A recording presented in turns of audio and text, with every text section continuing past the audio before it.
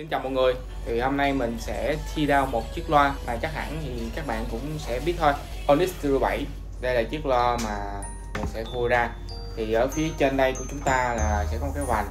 Đầu tiên chúng ta sẽ gỡ những cái này ra. Chúng ta sẽ vuốt xuống nha. Mình đã nghiên cứu gỡ cái nắp đây trước. Rồi mình sẽ để cái nắp qua một bên. Ok, bây giờ mình sẽ bắt đầu khui.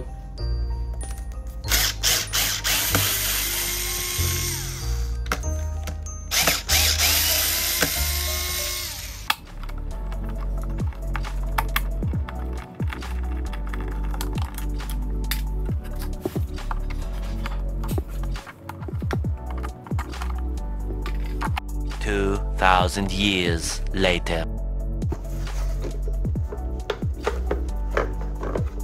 Thì trong cái nắp sau khá là dễ gỡ so với đề Onyx VT. Đó. Thì bạn thấy là cũng khá là đơn giản. Ở đây là một cái sub ở phía sau nha mọi người, sub cộng hưởng phía sau. Và dưới đây thì chúng ta sẽ có là cái cái dây nguồn với lại USB-C để service ở phía sau. Đó, cũng khá là đơn giản, chỉ đúng một cái cọng dây nối từ cái service qua đây thôi, không có rườm rà.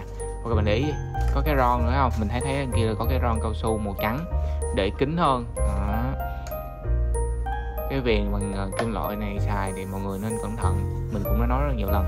Rồi tiếp đến là chúng ta sẽ có cái củ loa ở phía giữa rất là to luôn, và cái main của nó nè, và cái củ loa trap. Đó. Phần main thì mọi người tự đánh giá nha, như thế nào so với hàng Onyx 5 thì Onyx 6 thì mọi người tự đánh giá. Đó, đây là cái sub mà cái đời trước mà mình đã làm. Đó, đưa cái main cho các bạn coi luôn, thì cái kiểu design cũng như nhau. Cái củ loa thì mình thấy có vẻ như là thay đổi cũng khá là nhiều so với đề của hàng Onyx 6. Thì cái phần củ loa này mọi người có thấy là chắc mình nghĩ là thay đổi cũng kiểu như đánh nó sẽ đầm hơn, bass ra nó chắc hơn, không có quá nhiều so với đề cũ. Và tiếp đến là chúng ta sẽ tháo cái phần nắp pin ra. Thì trong cái phần nắp pin này thì nhà sản xuất làm quá tiết kiệm pin, thì giờ mình sẽ tháo cho mọi người cùng xem nha. Không thể tin được, giống thật sự là rất giống Onyx 5 và Onyx 6 về công nghệ cũng như là về cái jack pin. Đó, các bạn thấy là cái cục pin này cung lượng 3250 và mình được sản xuất vào tháng 12 2020. Đó, cái mã số này nọ các kiểu là như nhau. Đó, các bạn thấy là cái phần pin đó, ngày sản xuất lắp ráp kìa. Và ở đây thì nó sẽ có một cái mút để kiểu như là không có bị cả mọi người. Đó, cho nó êm thêm thôi. Và mình sẽ tháo thử cái main ra cho người quay cận cho người cùng xem nhé. Thì cái main board thì thấy kiểu cũng giống như so với đời trước.